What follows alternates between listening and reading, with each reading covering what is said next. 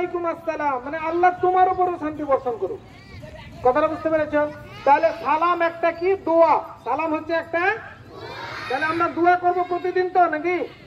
ইনশাআল্লাহ প্রতিদিন দোয়া করবো ইনশাআল্লাহ। হ্যাঁ নয় ইনশাআল্লাহ। মনে থাকবে আজকে কি বার? গোটা পশ্চিমবাংলা অধিকাংশ সময় আমি সফরে থাকি। এই সমস্ত শিক্ষা প্রতিষ্ঠানে উপস্থিত হওয়ার সৌভাগ্য অর্জিত হয়, কিন্তু বেশিরভাগ ক্ষেত্রে আমরা লক্ষ্য করেছি যে অধিকাংশ শিক্ষা প্রতিষ্ঠান সব মানে ব্যবসা কেন্দ্রিক, অর্থাৎ শিক্ষা প্রতিষ্ঠান খুলে শিক্ষার মাধ্যমে অর্থ উপার্জন করে। ব্যতিক্রম কিছু প্রতিষ্ঠান আছে গোটা পশ্চিমবাংলায়, তাদের সংখ্যা অত্যন্ত নগণ্য। মানুষের যেহেতু অধিকাংশ ঘোষ মিশন ব্যবসা করছে, সেজন্য সব মিশন সম্পর্কে মানুষের একটা ধারণা সৃষ্টি হয়েছে যে এরাও ব্যবসা করছে। বিশেষ করে হলদি তহবিল মিশন সম্পর্কে হলদি এবং পার্শ্বস্থ লোকেদের মুখ থেকে আমি সরাসরি নিজেও শুনেছি যে এত টাকা লিখে এরা প্রচুর টাকা কামাচ্ছে। এখানকার ভর্তি ফি শুনছি নাকি ৩,৫০০ টাকা। আমার স্কুল তহবিল, আমাদের স্কুল, আমাদের জেলা জমিয়ত পরিচালিত স্কুল সরলপথ একাডেমি, সেখানে 4টা সেকশনে পড়ানো হয়। 4টা সেকশন বলতে একটা হচ্ছে জেনারেল সেকশন, যেখানে মাধ্যমিক পর্যন্ত পড়ানো হয়, একটা হচ্ছে হিফজের সেকশন, একটা হচ্ছে আলিমের সেকশন, একটা হচ্ছে মাধ্যমিক উচ্চ মাধ্যমিক পড়ে যারা আলিম দেয় তাদের সেকশন। 450 করে ছেলে আছে। আমাদের ম্যাক্সিমাম ভর্তি ফি 16,000 টাকা আর মিনিমাম 14,000 টাকা। আবাসিক স্কুল আপনার শুনলে ওটা ব্যবসায়িক প্রতিষ্ঠান, এটা সংগঠনের স্কুল। প্রতি বছর 20 লক্ষ টাকা করে ঘাটতি হয়। 20 লাখ। এত টাকা ভর্তি ফি এবং ফিস নেওয়ার পরে প্রত্যেক বছর 20 লক্ষ টাকা করে ঘাটতি হয়। ব্যবসায়িক প্রতিষ্ঠান নয়, পুরো সংগঠন জমিয়ত আহলাদিসের দ্বারা পরিচালিত ব্যক্তিগত প্রতিষ্ঠান নয়। প্রতি বছর 20 লক্ষ টাকা করে ঘাটতি হয়। সংগঠন এবং আমি এবং অন্যান্য ভাইরা যা কিছু কালেকশন করেন দিদি ভাইদের কাছ থেকে, তাতে কোন রকম 10 লক্ষ টাকা আমরা বাজার থেকে পাই। 10 লক্ষ টাকা ঘাটতির মধ্যেই চলে। 4টা সেকশনে কারেন্ট বিদ্যুৎ বিল আসে প্রায় গড়ে 3 লক্ষ টাকা করে বিল আসে, অর্থাৎ 12 লক্ষ টাকার কারেন্টেরই বিল লাগে।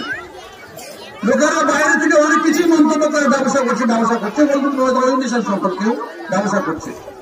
লুৎফুর রহমান, ওয়াইজুর রহমান, এই দুজন মিশনের সাথে যে হারে টাইম দেয় বিনা পয়সায়, 5 পয়সাও তারা এখান থেকে কোনো প্রকার পয়সা নেয় না। শিক্ষকদের বেতন যা আছে সেটা বাদ দিয়ে, সেটা আলাদা কথা। আপনি বুঝতেই পারছেন যে টাকার কত ঘাটতি আর কি অবস্থা। কিন্তু কোন মানুষ মানে লেজ তুলে দেখে না যে টাকাগুলো যে নিচ্ছে কোথায় খরচ হচ্ছে। খরচ হচ্ছে আপনাদের ছেলেদের বিরুদ্ধে, ছেলেদের জন্যই। তারা এখানে যে পড়াশোনা করছে, শিক্ষকদের যারা বেতন, মানুষ ভেবে দেখে না, হিসাবও করে না, আন্দাজে কথা বলে, অথচ এটা শরীয়তের দৃষ্টিতে অত্যন্ত হারাম। আমি খালি আমাদের মিশন যেটা, আমি এখানকার আভ্যন্তর খবর বলতে পারবো হিসাবের ব্যাপার, সেটা আমার মিশন তো নিয়ে চাইছি। এবার শিক্ষকদের দাবির প্রেক্ষিতে যে বেতন বৃদ্ধি হয়েছে সমস্ত নন টিচিং এবং নন টিচিং স্টাফদের, তাতে আমাদেরকে এবছর 11 লক্ষ টাকা অতিরিক্ত গুনতে হবে। 11 লাখ। শিক্ষক এবং শিক্ষকদের অন্যান্য জিনিস ছেড়ে দিলাম, কিন্তু টিচিং এবং নন টিচিং স্টাফদের যে ইনক্রিমেন্ট হয়েছে তার জন্য 11 লক্ষ টাকা গুনতে হবে। সব জায়গাতে এখানে কিছু বেতন বাড়াতে হবে, সব জিনিসের দ্রব্যমূল্য অত্যন্ত বৃদ্ধি পেয়েছে। এই জন্য একটা বিল্ডিং এর কাজ করতে গিয়ে ম্যাটেরিয়ালের কত দাম, সবকিছু আমরা কিছুই বুঝতে পারি না। যাক, আন্দাজে কেউ কথা বলবেন না, এটা কোন ব্যবসায়িক প্রতিষ্ঠান নয়। যদি 5 পয়সা লাভ হয় তো বিল্ডিং এর সাথেই খরচায় দেখছেন সাথে কত কষ্ট পায়। হ্যাঁ, সেজন্য কথা বলবেন না। গরিব মানুষ, নিঃসন্দেহে গরিব মানুষের সহযোগিতা করা দরকার, কিন্তু প্রত্যেকটা মানুষ, প্রত্যেক ব্যক্তি তার ক্ষমতা অনুযায়ী খরচ করবে। একটা মানুষ বাড়িতে যে হারে ছেলেদের পিছনে খরচ করে, তার 50% যদি এখানে দেয় তাহলে ফিস আদায় হয়ে, প্রতিদিন খরচ করে এভারেজ বই মানুষ 50 টাকা খরচ করে। যাক, সব থেকে বড় কথা অভিভাবকদের জন্য আমি বলছি যে এখানকার কমিটি এবং যারা শিক্ষকবৃন্দ আছেন, আলহামদুলিল্লাহ, আমি তো অনেক সময় মন্তব্য করি যে সরলপথ একাডেমির আবাসিক শিক্ষা প্রতিষ্ঠান থেকেও এখানে পড়াশোনা অত্যন্ত ভালো হয়। কারণ এখানকার ছেলেদের পারফরমেন্স দেখে আমার অত্যন্ত আনন্দিত। যাবতীয় প্রশংসা আল্লাহ সুবহানাহু ওয়া তাআলা। অতঃপর ভগবান সালাত ও সালাম বর্ষিত হোক বিশ্বনবী জনাব মুহাম্মদ রাসূলুল্লাহ সাল্লাল্লাহু আলাইহি ওয়াসাল্লামের উপর। আল্লাহুম্মা সাল্লি আলাইহি ওয়া বারিক আলাইহি ওয়া তাসলিম।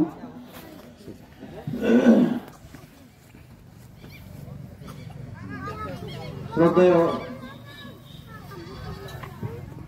মঞ্চে উপবিষ্ট এলাকার বিভিন্ন জ্ঞানী গুণীজন, মিশনের প্রধান শিক্ষক, সহকারী শিক্ষক, পরিচালন সমিতির অভিভাবক, অভিভাবিকা এবং স্নেহের কচিকাচারা,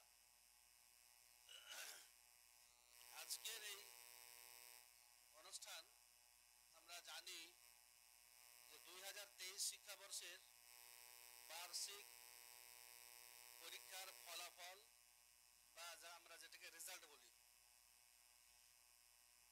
যে সমস্ত শিক্ষার্থীরা এখানে শিক্ষা গ্রহণ করে,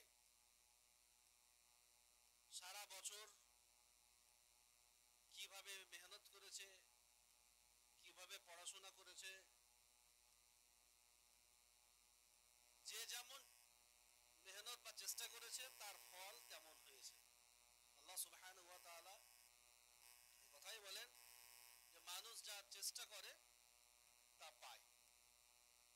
আল্লাহ সুবহানাহু ওয়া তাআলা তাকদীরে যেটা লিখে রেখেছেন, সে তাকদীরের লেখাটা আল্লাহ সুবহানাহু ওয়া তাআলা প্রত্যেকের মাধ্যমে নিজের মাধ্যমে তদবির করিয়ে নেন। তাকদীরে থাকে তো আল্লাহ সুবহানাহু ওয়া তাআলা অবকাশ সৃষ্টি করবেন যে আপনি তদবির করবেন। যাই হোক, আমরা বিভিন্ন ড্রেস, 3টা 4টা 5টা ড্রেসের কিন্তু এখন অভাব নেই। কোনো গার্জেন, প্রায় কিছু সামান্য হয়তো গার্জেন হতে পারে, কিন্তু এখন আশা করি ড্রেসের অভাব নেই। তো প্রয়োজনীয় 1টা বা 2টো হতে পারে ড্রেস, 2টো করা যেতে পারে স্কুলে। 1টা করলেও যদি স্কুল থেকে যাওয়ার পরে যে সময় থাকে যদি আপনি পরিষ্কারও করে দেন, তো তারপরের দিন পরে আসার সুন্দর যোগ্য থাকবে, পরে আসা যাবে তারপরের দিন। না তো কি হয়েছে, না তো পরিষ্কার করে দিয়েছি তার জন্য মানে ড্রেস পরে আসা হয়নি, এরকম একটা বাহানা। স্কুল থেকে যাওয়ার পরে যদি পরিষ্কার করে দেওয়া হয়, খুব সুন্দরভাবে পরিষ্কার করা যাবে এবং তারপরের দিন পরে আসা যাবে। অপরিষ্কার থাকলে আমরা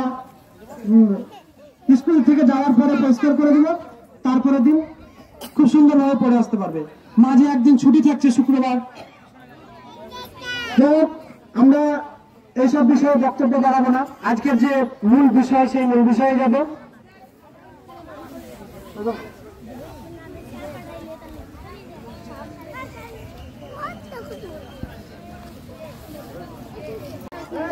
আসসালামু আলাইকুম রহমতুল্লাহ।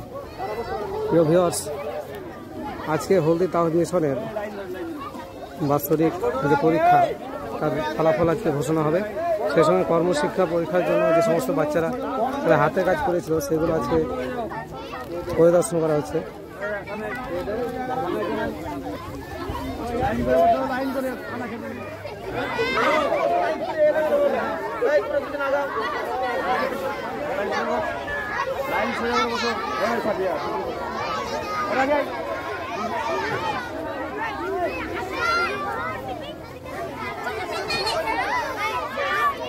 সুন্দর হাতের কাজ, এটা বানানো, কিন্তু এগুলো গড়া।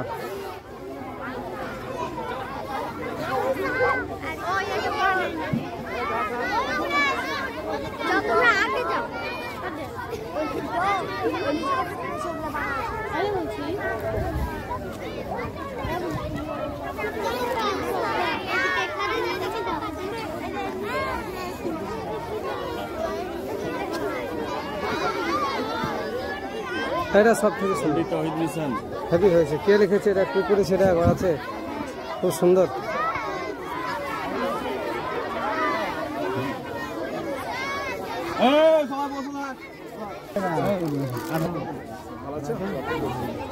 তুমি টুকটুকি চালাচ্ছ দেখলাম।